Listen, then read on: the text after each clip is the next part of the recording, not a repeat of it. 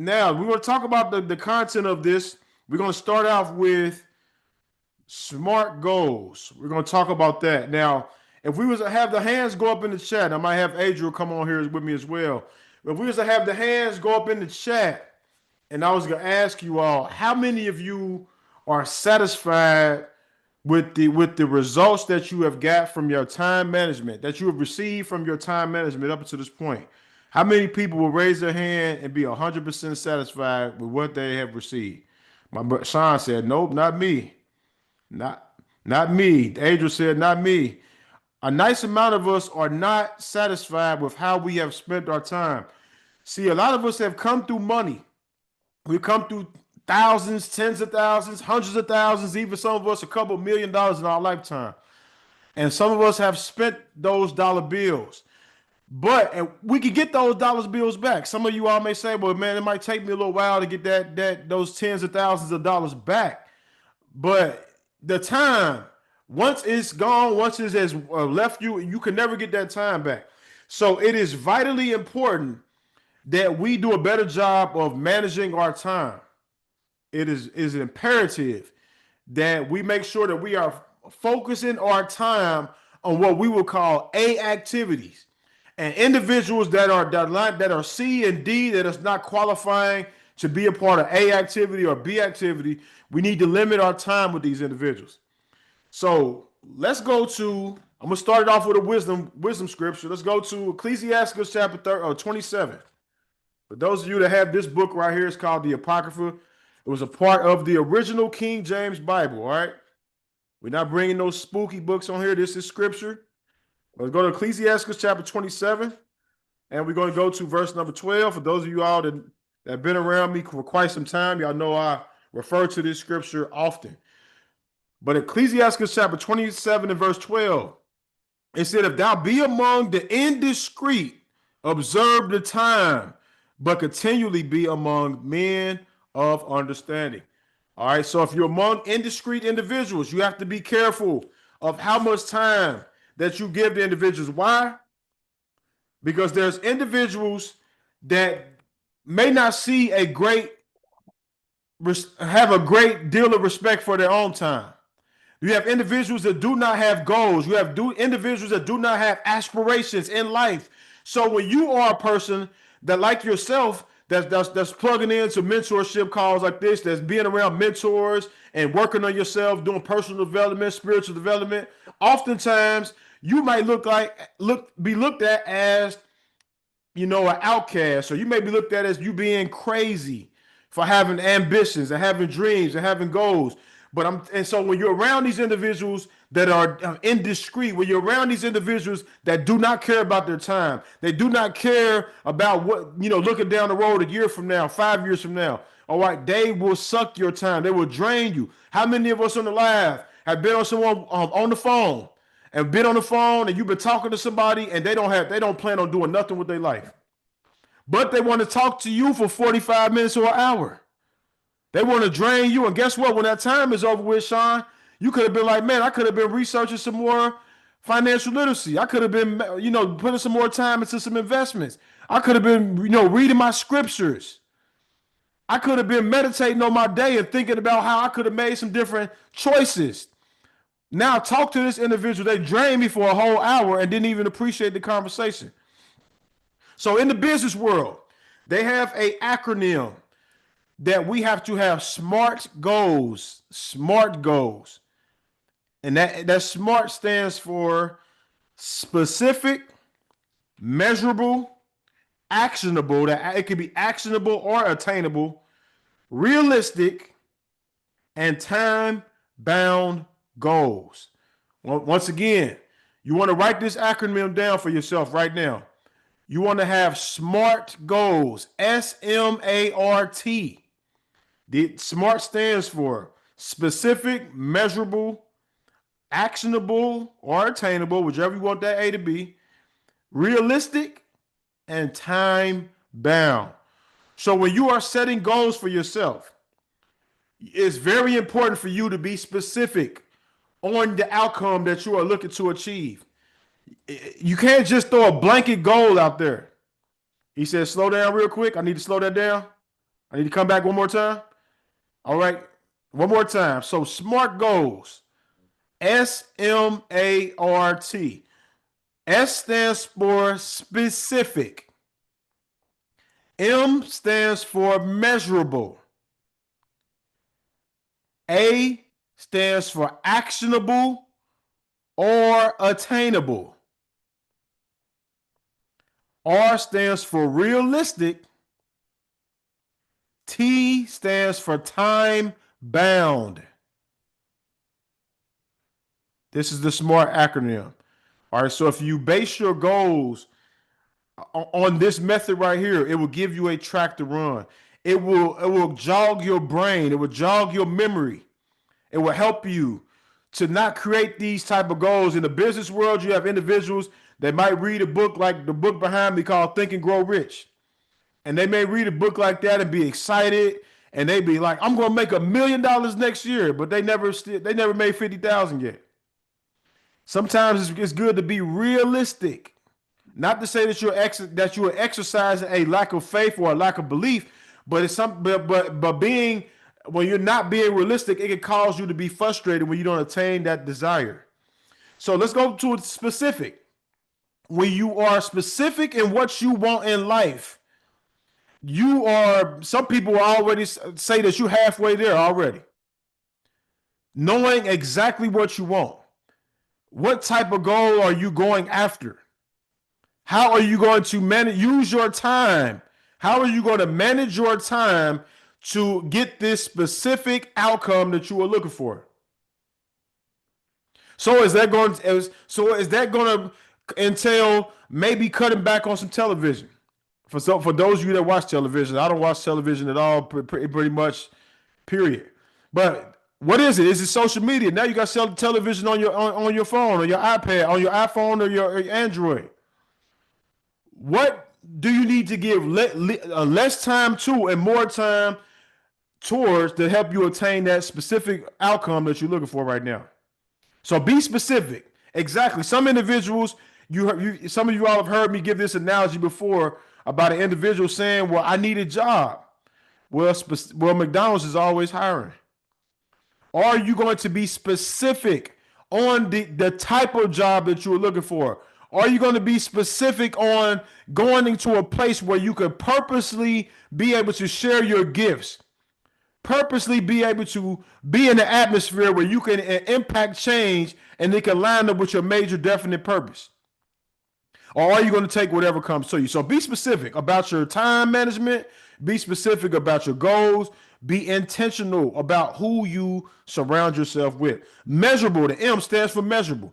All right. You need to be able to have something to measure this goal by. Measure this. It might be by something that you accomplished in the past. Measurable. Having if you put this whole goal down for this whole year, and let's just say your goal is to make $70,000. What is a measurable amount? Where would you want to be at after the first quarter of the year?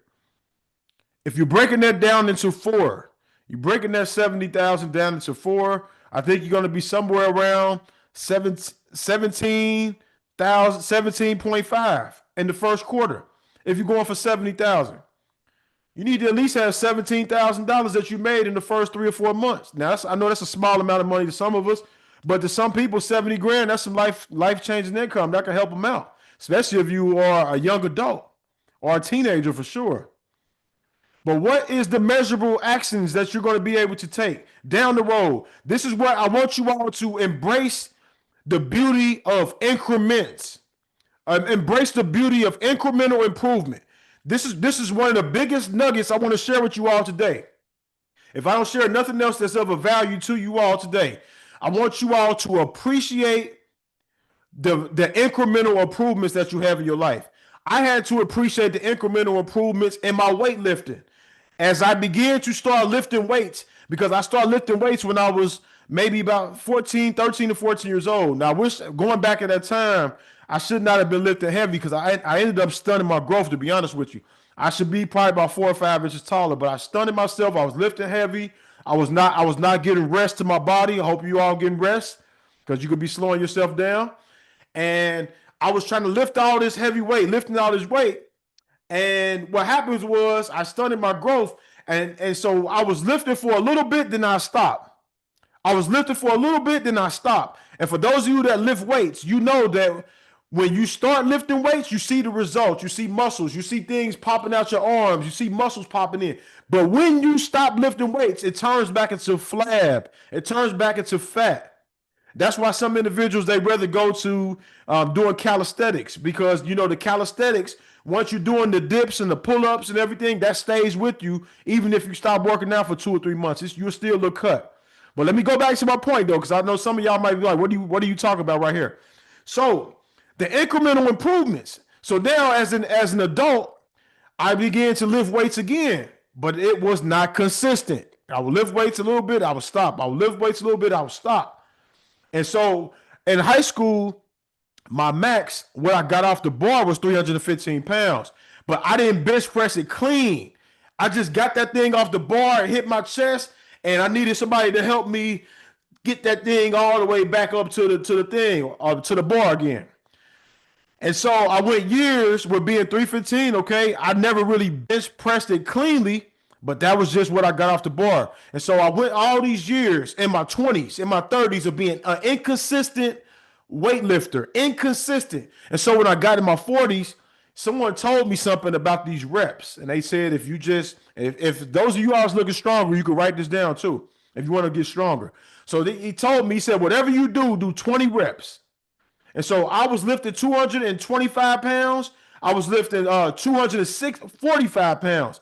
And so the 225, my goal was to hit that about 15 times. So I hit that goal right before this year, before I went to Jamaica.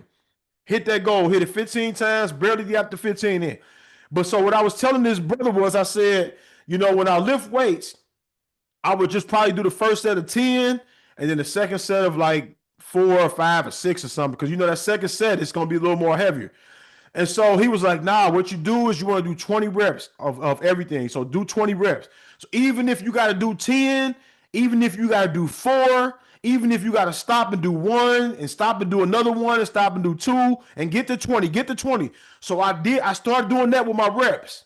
And next thing you know, I went from 225 to 245. And so I lift 245 10 times, and then I'll get about 20 reps in that. Then I went to 265. And I was lifting that. I think I got to around 7 to 10 times with that. And then I would be in there, even if it took me 30 minutes to do these. I would start off with 7. And if it took me another 20 more minutes to do the extra 13 reps, I would do it all the way until I get to 20. I may do 1 or 2, stop. Wait for a couple minutes, do 1 or 2, stop all the way until I get to 20. So it was building up something in my mind. It was a measurable result that I was looking for to get to this 20. And so when I got to 265 with 20 reps, one day I walked into the gym and I saw somebody that I knew, and I said, man, spot me on this 315.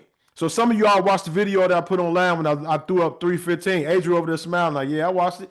I threw up that 315, and and when I did the 315, I was shocked by how light it was. I did it because I was used to doing 265 so many times.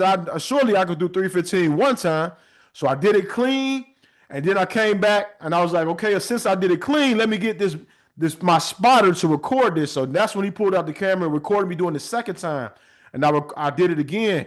And so that was just building up. Now that 315 is different from the 315 from the actual bar, because that's called a Smith's thing. So that's kind of almost like a spot thing. What am I trying to say is that you have to be consistent in with your results. And I don't want you all to despise the times of incremental improvement. Right? So make you a measurable goal. I put that into, weightlifting for a reason, so you all can kind of get a visual, all right, what I had to accomplish. So now I am on my way to 400 pounds. And so at 315, something was like, okay, you can stop at 315. You reached that. That was a milestone marker. When I bench pressed 315, I celebrated that day. I went out and took myself out to a meal. Adrian was like, yeah, I celebrated that day because that was something that I wanted to do for a long time. When they say, well, you can bench press 315, they say that's the champion weight right there.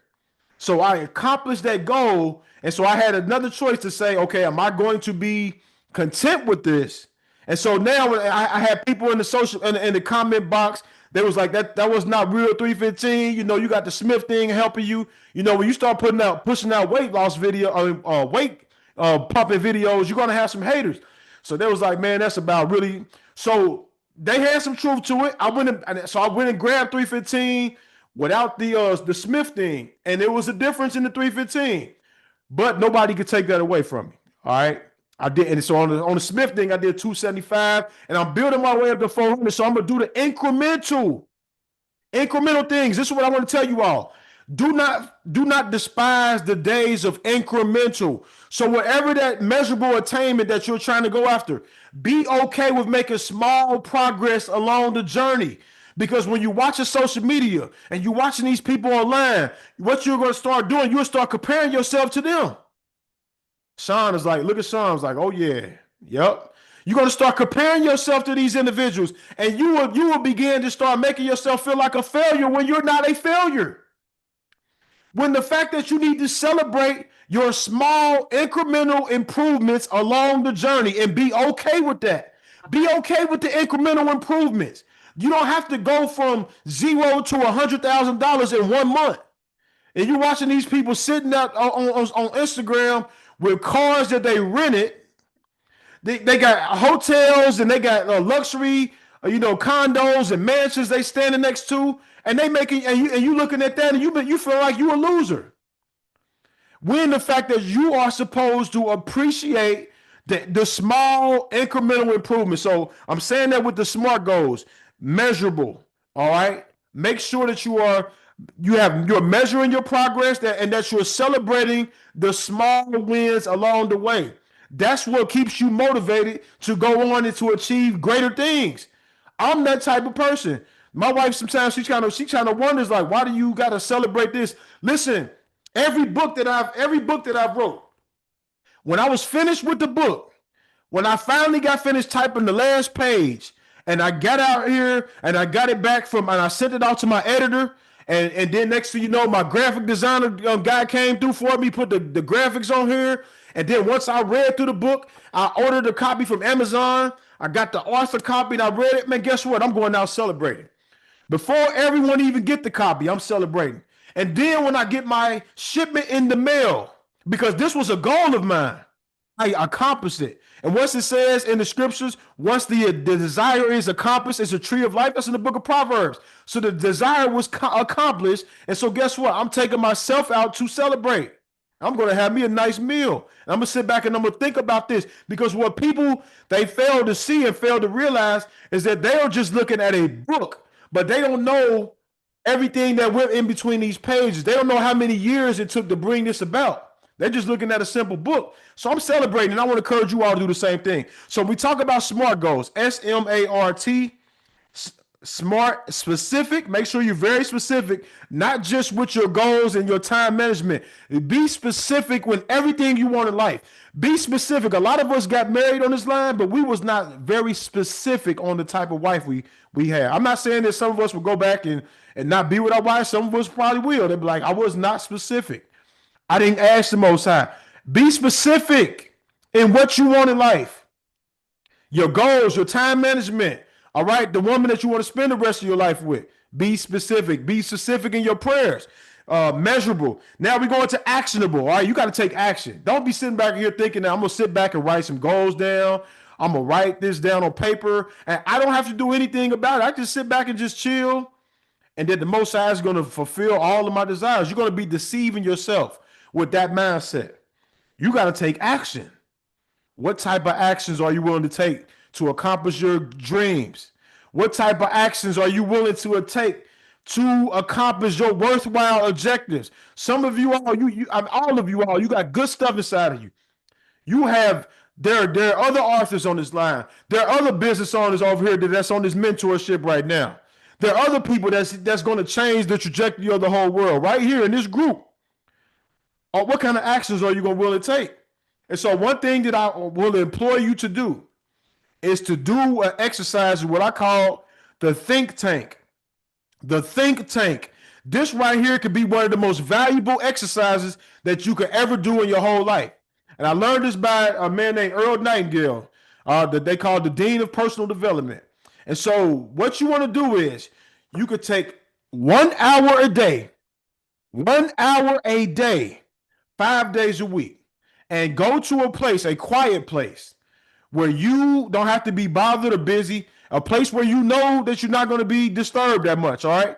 Go to a place and grab a clean sheet of paper, and I want you to write down things that you can do to improve what you're already doing right now. This activity right here, this exercise right here will reward you in ways that your brain cannot even fathom. I saw Dawood over there clapping over there because I know Dawood is into the personal development space too. If you sit back there, and maybe you know about Earl Nightingale too.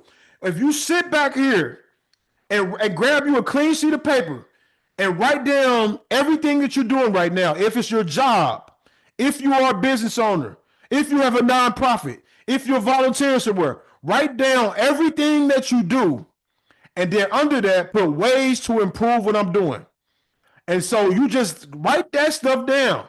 And then so let your brain go. You time yourself with the 30 minutes or an hour. And guess what? Guess what that's going to do to you? You're going to unload all your thoughts. You're going to unload them onto your brain, onto your paper. And so now it's going to be giving you a track to run on. And as you write down all these ideas, because a lot of you all are thinkers, you keep it in your brain, you keep it in your mind, but you don't act on it. This is going to help you to act. So you do this think tank idea. You write all your goals, everything that you do. So like for me, if I'm writing down my think tank will entail, okay, wisdom and wealth. It will tell my consulting business, the name of my other business that I have. It would be like 3 or 4 or 5 main things. And I will write those things at the top of my paper. And then I will write wisdom and wealth. How can I improve wisdom and wealth? And then I will start writing down things that can improve wisdom and wealth. I will start writing down things to help me with my consulting business. I will write the name of that. And next thing you know, all these ideas are coming to me.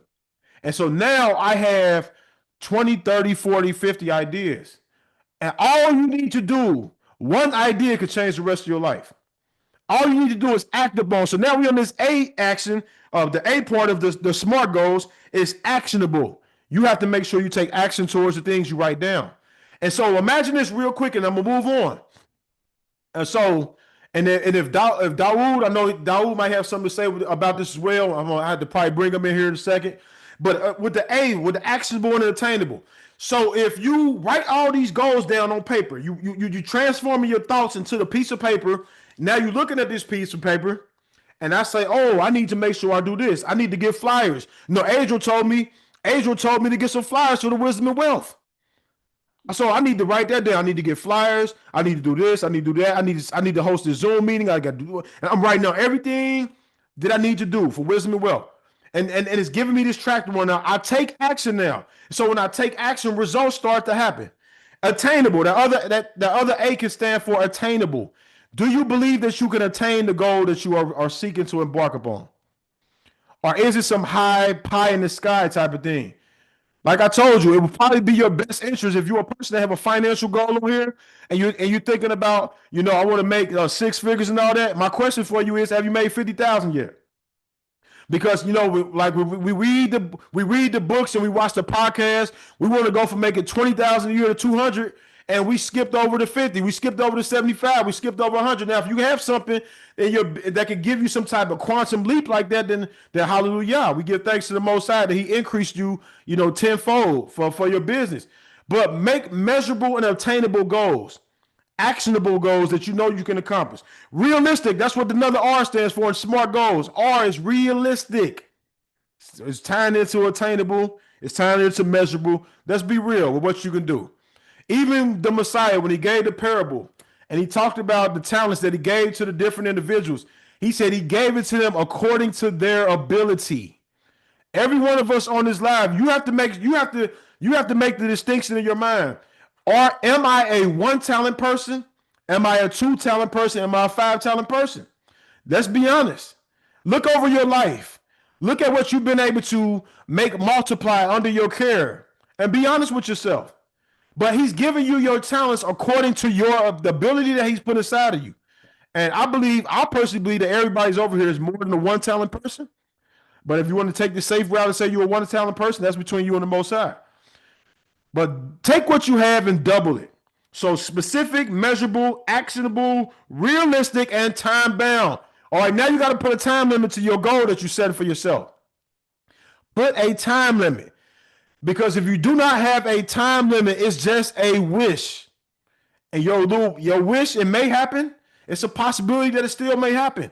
But think about the track stars that run around, the track, and they're trying to, beat a certain time.